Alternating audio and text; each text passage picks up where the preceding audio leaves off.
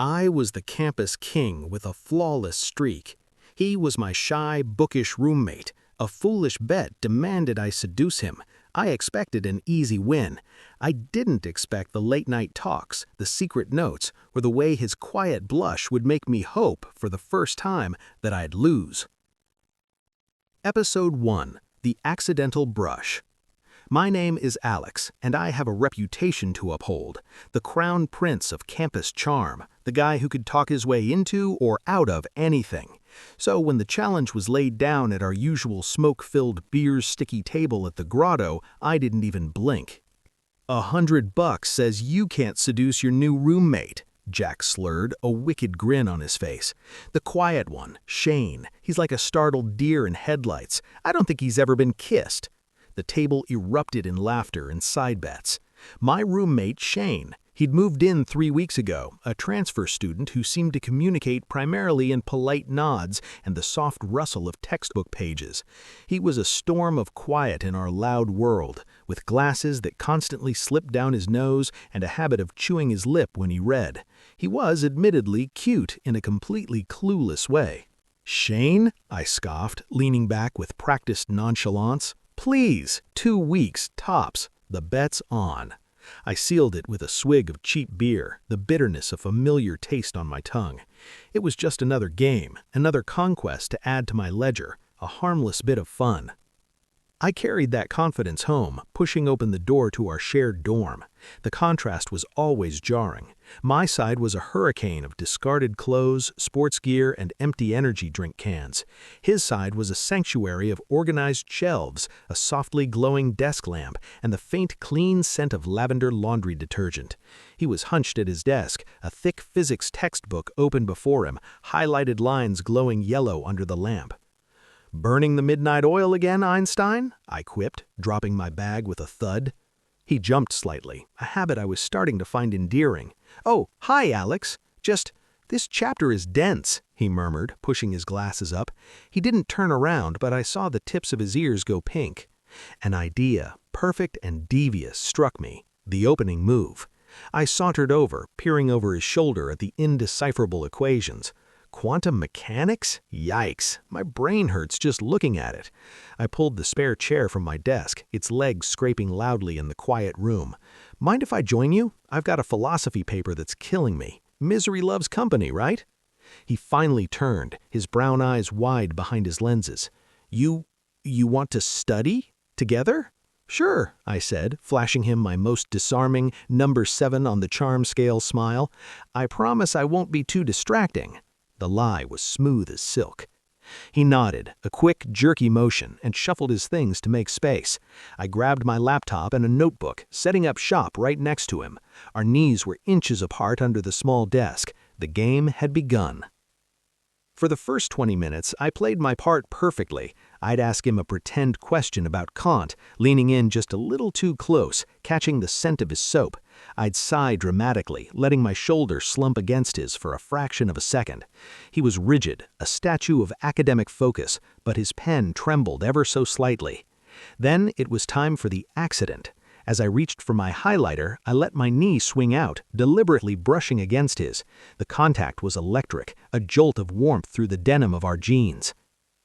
He flinched as if shocked, pulling his leg back instantly. "Sorry," he blurted, his voice tight. It's just really small." He wouldn't look at me, his gaze glued to his textbook, but a fierce, beautiful blush was creeping up from his collar, painting his neck and cheeks a warm, rosy pink. In that moment, something in my well-rehearsed script faltered. The blush wasn't just a victory point, it was genuine, vulnerable. It wasn't the calculated, flirty blush of someone playing the same game I was. It was the real, unfiltered reaction of someone utterly unaccustomed to this kind of attention. A strange, unfamiliar feeling pinched in my chest, a flicker of guilt. "No, my bad," I said, and my voice sounded softer than I'd intended. "I have the spatial awareness of a wrecking ball." He risked a glance at me, a shy, tentative smile touching his lips. "It's okay," he whispered. We fell back into a silence, but it was different now. It wasn't just quiet. It was thick, charged with an awareness that hadn't been there before. I tried to focus on my screen, but my eyes kept drifting to his profile, the way his dark hair curled just above his ear, the intense focus in his brow as he worked through a problem, the way his tongue darted out to wet his lips. He broke the silence, his voice barely audible. "This is actually nice. Studying with someone, I mean. It's usually pretty lonely." The pinch in my chest tightened. "He's just a mark, Alex, $100 and bragging rights." But the words felt hollow. "Yeah," I heard myself say, "it is nice." When he finally packed up an hour later, yawning behind his hand, he gave me another one of those small, soft smiles. "Good night, Alex. And thanks." "Night, Shane," I said, watching as he disappeared into the bathroom to brush his teeth. I sat alone in the dim room, the glow of my laptop screen the only light. The ghost of that knee brush lingered on my skin. The memory of his blush was burned behind my eyelids. This was supposed to be easy, a predictable dance where I led and he followed, straight into my trophy case. But Shane wasn't following any steps I knew. He was a completely different genre of music. And as I listened to the gentle click of his toothbrush against the sink, a terrifying, thrilling thought whispered in my mind. This was just a game, wasn't it?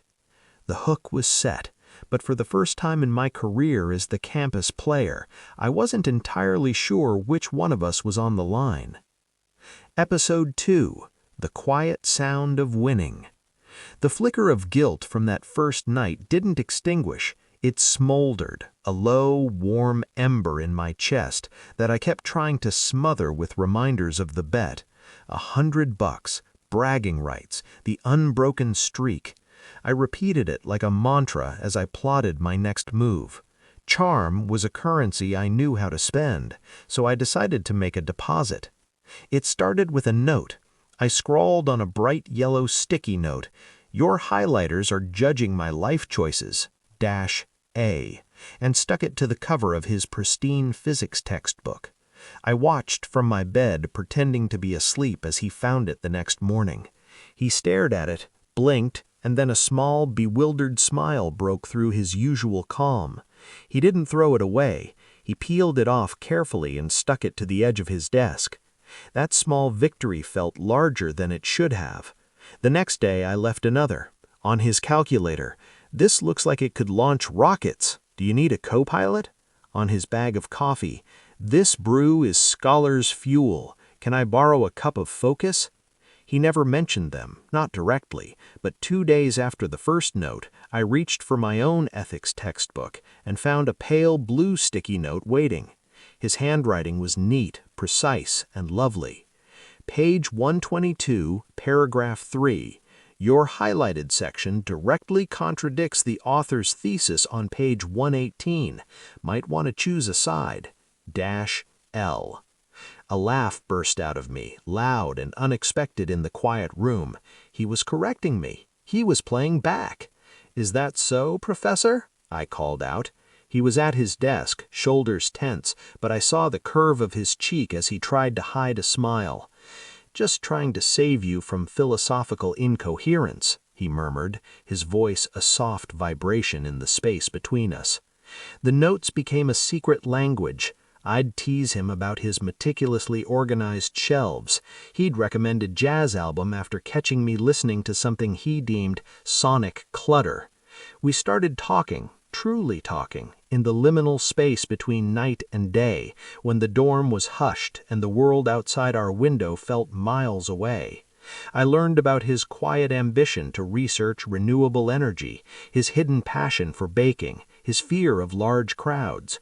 He learned about my complicated family, my love for vintage motorcycles, my secret stage fright despite my loud mouth. One evening, after a particularly easy laugh had passed between us, I leaned back in my chair and said, "You know, I missed this today."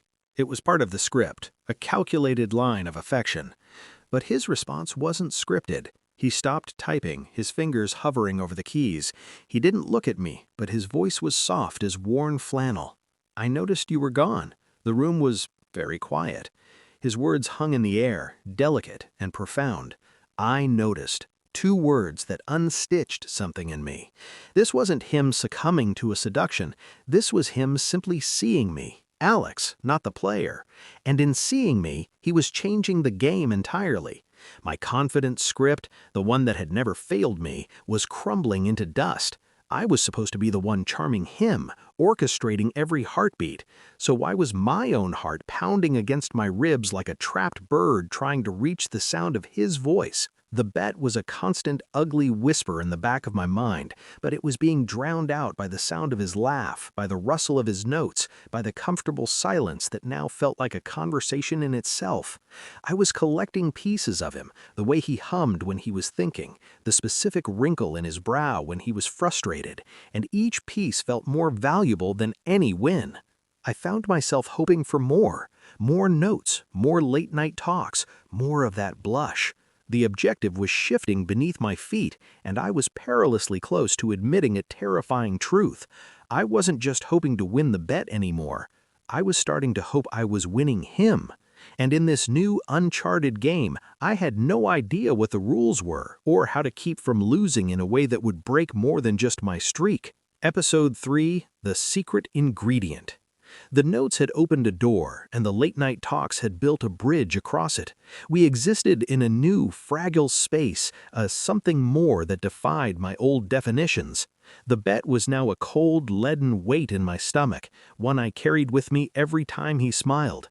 I told myself I was just adapting my strategy, going for the grand romantic gesture, but even I couldn't lie to myself that well anymore. The grand gesture presented itself on a rainy Thursday. I came back from practice, soaked and grumpy, to find our room transformed. The sharp scent of lemon cleaner hung in the air, and soft melodic jazz, the album he'd recommended, played from his speaker. But the dominant, heavenly aroma was one of brown sugar, vanilla, and melting chocolate. Shane stood by our shared kitchenette, a streak of flour on his cheek, intently staring into a mixing bowl. He was wearing an apron over his t-shirt, a comically serious look on his face. "What's all this?" I asked, dropping my gym bag, my bad mood evaporating. He jumped, almost dropping the whisk. "Oh, you're back early. It's, stress relief," he mumbled, focusing back on the bowl. "Physics midterm tomorrow. Baking. Helps. The precision." "You bake?" I asked, leaning against the doorframe, a smile tugging at my lips. He looked adorable, his glasses slightly fogged from the oven's heat. "My grandma taught me," he said, a touch of pride softening his shyness. "She said food is chemistry you can eat." He glanced at me, then quickly away. "I'm making chocolate chunk cookies. There'll be plenty if you want some." My heart did a stupid, fluttery thing. This was my in, a shared domestic moment. Perfect. "Want some help?" I offered, before he could answer. "I'm great at eating raw cookie dough. It's my specialty." A real laugh escaped him, light and airy. "The salmonella risk is statistically low, but present," he said, but he nudged the bag of chocolate chips toward me. "You can be in charge of these." We fell into an easy rhythm. He'd scoop a portion of dough, I'd press a handful of chips into it. Our hands moved in the same small space, a dance of intention and accident. The air between us grew warm, thick with sweetness, and a tension that had nothing to do with oven heat. Every brush of his fingers against mine sent a jolt up my arm. Then it happened. He was placing a rounded ball of dough onto the tray, and I went to add more chips. Our hands collided, not a brief touch, but a full, slow slide, my palm against the back of his hand, both of us covered in a dusting of sugar and flour. We froze. The music swelled in the background. I could see the individual flecks of gold in his brown eyes, the rapid flutter of his pulse in his throat. Time stretched, syrupy and slow. He didn't pull away. Slowly, deliberately, he used his clean hand to pick up a single, perfect chocolate chip. His gaze held mine, shy but suddenly bravely steady. He raised it to my lips. "Quality check," he whispered, his voice husky. I parted my lips without thought, and he placed the chip on my tongue. His fingertips grazed my lower lip, a touch so fleeting and electric it stole my breath. The chocolate was bitter and sweet, melting instantly. "Well?" he asked, his hand still hovering near my face. "Perfect," I managed to rasp out, and I wasn't talking about the chocolate. A soft, knowing smile touched his lips. He turned back to the tray, his shoulder pressing against mine. We worked in silence for another minute, the air crackling. Then, so quietly I almost missed it over the hum of the preheating oven, he spoke. "Win or lose," he murmured, not looking at me, his words meant just for the two of us in our flower-dusted world. "This is nice. Just this." The sentence was a wrecking ball to the last of my defenses. Win or lose. The words echoed in the hollow space where the bet used to reside. He didn't know about the wager, but in his simple, profound way, he'd named it. He'd framed this delicate thing between us not as a conquest, but as a shared experience with value regardless of outcome. In that moment, surrounded by the promise of something warm and sweet, the bet didn't just feel stupid, it felt like a sin, a stain on the purity of his trust, the simple gift of his company. The guilt wasn't a flicker anymore. It was a bonfire, threatening to consume me from the inside out. I looked at him, at the flower on his nose, at the gentle curve of his mouth, and I felt a surge of something terrifyingly real. For the first time, with a clarity that was as humbling as it was thrilling, I knew the truth I'd been fighting. I dreaded winning. Episode 4. The Taste of Asphalt. The taste of chocolate and the ghost of his touch on my lips haunted me for days. How could something so sweet curdle into such dread? The bonfire of guilt was now a permanent resident in my gut. I started avoiding Jax and the others, their texts piling up unread. Every minute with Shane felt stolen, borrowed against a debt I was terrified would come due.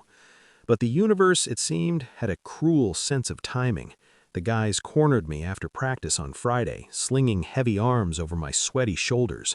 "1 week left on the bet, Casanova," Jax crowed, his breath smelling of cheap beer even at 4 in the afternoon. "We're celebrating the impending victory at the Grotto. Your tab. Don't be late." A cold knot tightened in my stomach. "I've got stuff to do," I muttered, trying to shrug him off. "Stuff named Janax?" Jax laughed, the sound grating. "Bring him. Let us see the masterpiece before you claim your prize. Might even get a goodnight kiss for the highlight reel." The group around him jeered and elbowed each other. A white-hot rage, protective and fierce, flashed through me.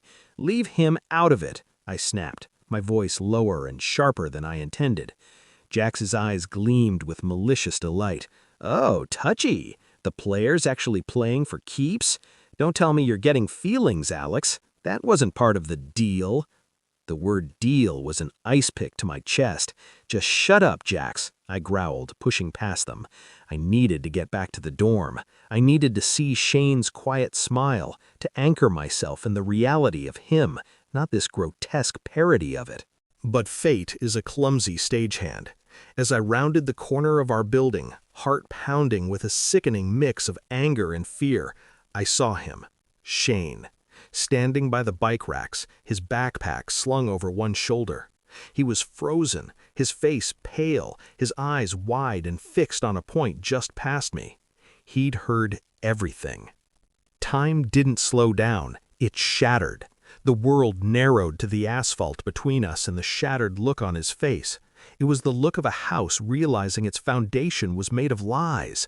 All the color, all the soft light I'd come to cherish in him drained away. "Shane," I breathed, taking a step forward. He took a stumbling step back, as if my voice was a physical blow. The hurt in his eyes wasn't just anger, it was a deep, quiet devastation that shattered me more completely than any shout ever could. "A bet?" His voice was a fragile, broken thing. "It was all a bet?" He shook his head slowly, the movement full of a world of pain. "The notes? The studying? The cookies?" His voice cracked on the last word. "Was any of it real?" "Shane, please let me explain," I started, closing the distance, my own panic a metallic taste in my mouth. "Explain what?" he whispered, tears now glistening in his eyes, magnified by his glasses. He didn't wipe them away.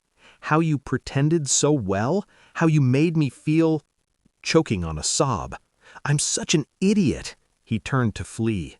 "No!" The word was torn from me. I lunged forward, my hand closing around his wrist. He tried to pull away, but I held on, not with force, but with a desperation I'd never felt before.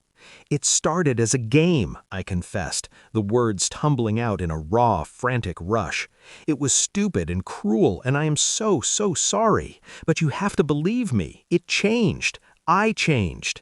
He was shaking, staring at where my hand held his. "Because you lost the bet?" he asked, the bitterness in his voice a new, awful sound. "Because I found you," I cried, my voice breaking. I moved in front of him, forcing him to look at me, gripping both his hands now as if he were the only solid thing in a crumbling world. "Shane, listen to me. You're the only real thing I found here. The notes, the talks, the flower on your nose, that was all real for me. Too real. I've been dying from the guilt of it." A tear finally traced a path down his cheek. He searched my face, looking for the lie, for the player. I held my breath, pouring every ounce of the tangled, messy, terrified truth I felt into my gaze. For a long, agonizing moment he just stood there, his hands limp in mine, shattered. Then a tremor went through him. He didn't pull away. He swallowed hard, his voice a thin, wounded whisper that carried the weight of our broken world. "Prove it." 2 words, a sentence and a lifeline. They held no promise of forgiveness, only a terrifying, fragile chance. He was giving me a path, but it was made of glass, and I had already proven how good I was at breaking things. The game was over. Now the real work, the terrifying, necessary work of building something true was about to begin, and I had never wanted anything more in my life. Episode 5. The only real prize. The word prove became my world. It was no longer a game of clever lines and calculated touches. It was an apology written in every atom of my being. I ended the bet publicly in the middle of the grotto, handing Jax $200 with a venomous look that promised violence if he ever spoke Shane's name again. The rumors swirled, but I didn't care. My only audience was the quiet boy who now moved through our shared space like a ghost, his hurt a tangible chill in the air. I gave him space, but I didn't disappear. I replaced my arrogant notes with gestures of silent, steadfast care. A fresh brewed pot of his favorite coffee waiting in the morning. His favorite jazz album playing softly when he studied. I stopped talking, started listening. I learned the language of his silence, when it was thoughtful, when it was sad. For a week, he barely looked at me. The distance was an open wound. Then, one evening, I came back to find the sticky note I'd left on his thermodynamics textbook. "This looks like a spell for summoning a demon. Be safe," moved. It was now stuck to the frame of my own laptop, with a single precise checkmark in blue ink beside my scrawl. It wasn't forgiveness, it was a crack in the ice. My heart hammered against my ribs. The true test came on a rain-streaked Thursday, the anniversary of our flower-dusted disaster. I arrived with a single cup of coffee from the fancy place across town. I'd scribbled my name next to a lopsided heart on the sleeve. No bet, no game, just a truth. He was at his desk, the soft lamp making a halo of his messy hair. I placed the cup gently beside his elbow. The rain tapped a frantic rhythm on the window. "So," I said, my voice rough with a vulnerability that was no longer an act. I crouched down beside his chair, putting myself below his eyeline, surrendering any position of power.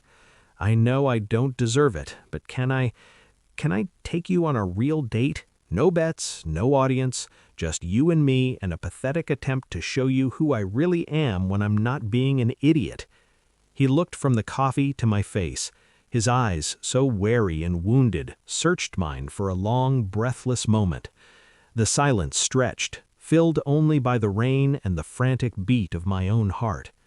Then, slowly, he reached for the cup. His fingers, cool and careful, brushed against mine as he took it. He didn't let go of my hand. Instead, he threaded his fingers through mine, his grip tentative but certain, anchoring me to him, to this moment, to this terrifying second chance. A small, real smile, the first one in what felt like a lifetime, touched his lips. "You already are." he whispered. The words unspooled something tight in my chest. I stood, pulling him gently up with me. We were inches apart. I could see the flecks of amber in his eyes, feel the warm puff of his breath on my chin. The air between us, once charged with games, was now thick with something else, a raw, honest hunger. "Shane," I breathed, a question and a plea. In answer, he rose onto his toes and closed the final, infinite distance. His lips were softer than I'd ever imagined, tasting of coffee and resolve. It wasn't a shy kiss, it was a confession, a release, a claiming. My hands came up to cradle his face, my thumbs stroking the arches of his cheeks as I kissed him back with everything I had, every apology, every promise, every desperate, real feeling. He made a soft sound against my mouth, his hands fisting in the fabric of my shirt, pulling me closer until our bodies aligned, heat seeping through layers of clothing. We broke apart, breathless, foreheads resting together. His glasses were slightly askew. I gently straightened them, my touch reverent. "I lost that stupid bet," I murmured, my lips grazing his as I spoke. He leaned in, kissing me again, deeper this time, his tongue a shy, sweet exploration that sent fire straight to my core. When he pulled back, his eyes were dark, sure, and finally warm again. "I know," he whispered, a smile playing on his kiss-swollen lips. He guided my hand under the hem of his soft t-shirt, pressing my palm flat against the rapid, steady beat of his heart. His skin was hot silk under my touch. So did I. In his arms, with the rain painting silver trails down our window and the taste of him and bitter coffee on my tongue, I understood. I had lost the game, the persona, the empty crown. And, in losing, with his heartbeat under my hand and his future kisses a promise in his eyes, I had never felt more like I'd won everything. Epilogue. 6 months later, the bet is a faded, shameful memory. Our dorm is a mix of his neat stacks and my organized chaos. We study in comfortable silence, and his laugh is now a sound I know I've earned. I still leave notes, but they just say, "I love you." He still corrects my philosophy, but now he does it with a kiss. I lost a game and found a universe in the shy smile of the boy who taught this campus player that the only prize worth winning is the one you don't gamble on. And so, the campus player's biggest gamble ended not with a trophy, but with a love that rewrote all his rules. Thank you for listening to The Campus Player Bet Me I Couldn't Seduce My Shy Roommate. I'm starting to hope I lose. If this story of unexpected love and sweet redemption found a place in your heart, please follow, rate, and review. It helps new listeners find their next favorite story. Now, we'd love to hear from you. What was the moment you knew Alex was truly falling for Shane? Share your thoughts in the comments below.